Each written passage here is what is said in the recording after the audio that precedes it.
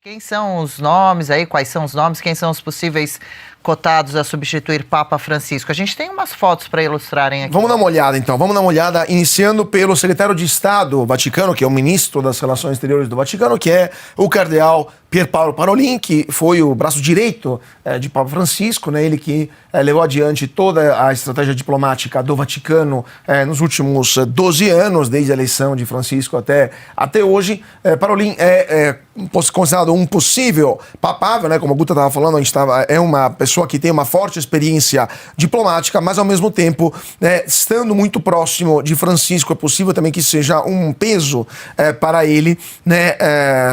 Por causa dessa presença tão próxima do Papa, e tem alas da igreja que querem uma renovação maior em relação ao Vaticano, ao Bergoglio, né? Lembrando que Parolin foi também responsável pelo acordo que nomeou bispos na República Popular Chinesa, na China comunista, então isso poderia ser considerado como algo não tão positivo para a parte mais conservadora da Igreja Católica. Claro, se ele fosse eleito, seria um Papa de novo italiano e também teria uma certa continuidade com o pontificado de Bergoglio, mesmo ele não sendo bergoglista, vamos dizer assim, não sendo tão liberal, tão progressista como era o Papa Francisco. Depois temos o cardeal das Filipinas, né, o Luiz Antônio Tagle, que é esse senhor que estamos vendo aqui. Ele é prefeito do Dicastério para a Evangelização e ele também é muito progressista. Ele faz parte de uma escola, chama Escola de Bolonha, que é uma ala muito progressista da Igreja Católica. Ele vem de um país, as Filipinas, que também tem uma forte tradição católica, são mais de 100 milhões de fiéis católicos, mas é um país também muito complicado, tem também guerrilha muçulmana, é um país que está vamos dizer assim, na fronteira mais complicada do mundo, com a China, etc. Então é um cardeal que tem também uma história geopolítica muito importante. Outro cardeal que tem uma tradição, então a importância geopolítica, o cardeal Pier Battista Pizzaballa, que é esse que estamos vendo aqui na foto, que é o patriarca de Jerusalém, patriarca latino de Jerusalém, ou seja, é o líder dos católicos latinos de Jerusalém, de toda a Terra Santa, né, de toda, não só de Israel, mas também daquilo que deveria ser o Estado palestino, de Nazaré, Betlém, etc., Belém, no caso, né, etc.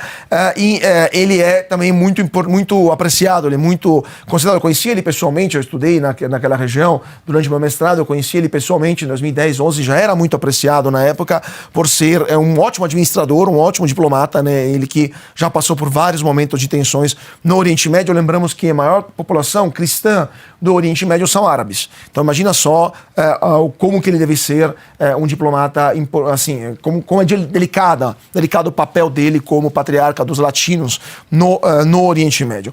Depois temos também o cardeal de Bolonha, que é o cardeal Matteo Maria Zuppi, também muito importante, que ele é o presidente da Conferência Episcopal Italiana, que é a CNBB da Itália, que é muito importante, né? E ele é muito progressista também, e é uma voz importante nas questões, ele é muito aberto também a questões de costume, né? Muito mais do que outros bispos, outros cardeais.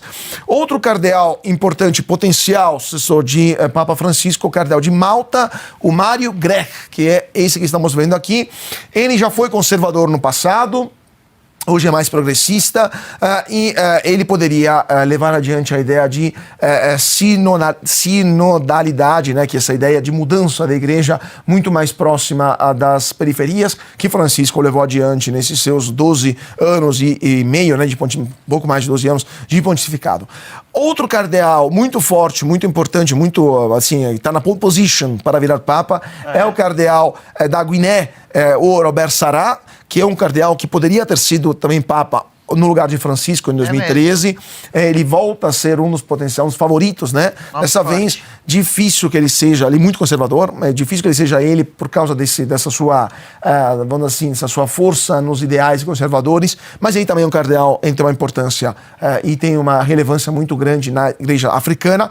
Outro africano muito bem considerado, muito bem papável, vamos dizer assim, é o cardeal do Congo, o Fridolin Ambongo Bezungo, que é esse que estamos vendo. Ele é progressista, por sinal, e ele passou, ele se tornou famoso na África pela benção a casais homossexuais, né? Então, por ser um cardeal... muitas opções progressistas, né? Tem muitos progressistas. Bergoglio nomeou 108 cardeais, de 135. Obviamente, sendo ele progressista, nomeou muitos progressistas também. Ele, por ser africano, mas não tão hostil aos homossexuais, ele também é um cardeal que chama atenção, né? Porque geralmente os africanos são muito mais fechados a esse ponto, a esse aspecto vamos dizer assim, contra os homossexuais. Não é que são contra, mas tem uma visão diferente do que temos no Ocidente dos homossexuais. Eu queria mostrar também um cardeal, eu esqueci de falar, o cardeal Camerlengo, né? Vamos ver se mostramos, é o último que eu mandei na foto para a nossa Mirella, que é aquele que deu que anunciou a morte do Vaticano, que é o cardeal Farrell. Inclusive, a gente vai providenciar, não vai, pode ser que não entre agora. Vamos mas mostrar também daqui a pouquinho. Vamos mostrar também. Também, Caute, pode Sim. existir, além desse, traz pra gente quem é, fator surpresa? Tem o fator surpresa, poderia ser outro africano também, que é o Peter Turkson, que também é outro africano, que é do Ghana. Nós temos a foto dele daqui a pouquinho, mas é um cardeal, ele está com muitos anos nos papéis da Cúria.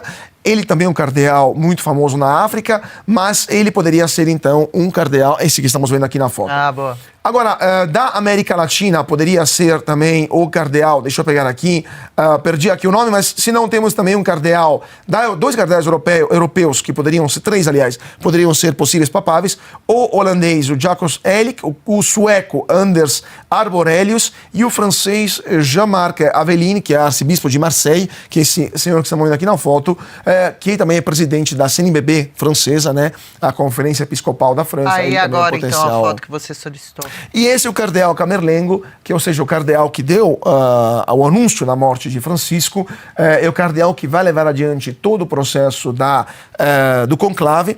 Ele é também um potencial, ele é americano, é um potencial cardeal papável, mas ao mesmo tempo é raro que os camerlengos se tornem papas. Tem o filme, né, que a gente estava comentando, o filme Conclave, o Camerlengo, um dos potenciais, um dos candidatos mais importantes, mais fortes, mas aí eu deixo spoiler para quem quer assistir o filme, porque é interessante ver quais são as dinâmicas internas. É muito bem feito esse filme e mostra as dinâmicas internas, geopolíticas e também ideológicas dentro do conclave. É realidade o que está no filme. É realidade até um certo ponto. É claro que faz parte, é um livro, é um filme que foi realizado na base de um livro que foi publicado há pouco tempo, e é um livro de um escritor de esquerda, um escritor progressista, mas é bem fiel à realidade. Assim. Eu tenho uma última pergunta para o Caute, Claro. posso fazer? Aproveitar aqui a presença do nosso Caute. Queria falar de geopolítica. O fato do Donald Trump ser o atual presidente dos Estados Unidos hoje, e ele mudou a rota dos Estados Unidos, você acha que isso pode ter alguma influência, isso tem algum impacto nas eleições no Vaticano, ou uma coisa não tem nada a ver com a outra? Olha, Guta, o Bergoglio sempre teve um péssimo relacionamento com todos os presidentes americanos. Se forem de direita, então, se forem republicanos, pior ainda. Então, ele teve um péssimo relacionamento com o Trump, mas também com o Joe Biden não foi muito melhor. Joe Biden era católico, inclusive, que não é normal para o presidente americano. Nós temos dois presidentes católicos na história dos Estados Unidos, o Kennedy e o Biden. Também com o Obama não foi o melhor relacionamento possível. Os cardeais americanos estão divididos também entre cardeais progressistas e cardeais conservadores. Os conservadores foram muito duros contra Papa Francisco. Então, Francisco nunca gostou muito ele foi uma vez só nos Estados Unidos, uma viagem só, mesmo sendo vamos dizer, a comunidade católica americana muito importante, muito rica, muito influente. Agora, Francisco era um cardeal, era um papa argentino. E como argentino, ele nunca reconheceu para os americanos essa centralidade geopolítica na história. Assim como os argentinos em geral, os latino-americanos tendem a não reconhecer aos americanos, aos Estados Unidos, uma centralidade geopolítica. Então, no pontificado dele se juntou uma questão pessoal, né, de ser argentino, e também uma questão política, ideológica, da questão de ter um embate grande com os cardeais conservadores americanos. O pessoal aqui no chat gostou da possibilidade do cardeal que é mais conservador que você trouxe há pouco. Acho que foi esse Fará. aqui, ó. Olha lá. Sim, senhor. Isso, esse Cardeal é o nome. Fará é Já também um potencial teve candidato. Papa Negro? Preto? Nunca teve um Papa negro, poderia ser a primeira vez na história, até porque a África é um continente de evangelização mais recente, né? Tirando o reino da Etiópia, tirando o Egito, né? Mas Papa negro, tivemos papas do norte da África, sim. Santo Agostinho vinha da atual Algéria, né? Mas era outro mundo, não era a invasão árabe não tinha acontecido, era outro universo. A comunidade africana mais antiga, católica mais antiga, é do Egito, mas são momentos pré-invasão árabe, e a invasão da África subsaariana é algo que aconteceu depois da colonização, ou seja, no século XVIII. Se ele for eleito, vai bugar o cérebro dos esquerdistas, né? Pois Porque é. vai ficar contra um conservador, só que ao mesmo tempo o primeiro preto, o primeiro negro da história, Pois né? é, inclusive... Espero que a escolha não tenha nada a ver com isso, né? Não, E sim espero com a que não, mas, conduta da assim, pessoa. a Claro, militância vai sim, ficar por isso em parafuso. ficam esses com comentários. certeza. E a Mas, de gente- novo, os africanos são muito mais... Os bispos africanos e os cardeais, em geral, são muito mais conservadores do que os europeus ou os americanos. E eu falava em 7 cardeais brasileiros, são 8 que têm a chance de serem o próximo chefe da Igreja Católica após a morte agora de Papa Francisco. São eles Dom Paulo César Costa, que foi elevado a cardeal pelo Papa Francisco em agosto de 2022, Dom Jaime Spengler também, Dom Sérgio da Rocha, Dom Orane João Tempesta, Dom Leonardo Ulrich Steiner, Dom Odilo Pedro Scherer, né? Aqui de São Paulo, né? Arcebispo de Daqui São de São Paulo. Paulo, né? O primeiro que eu falei é arcebispo em Brasília, Dom João Brás de Avis e Dom Raimundo Damasceno Assis. Ou seja, temos esses nomes para acompanhar, ficar de olho também.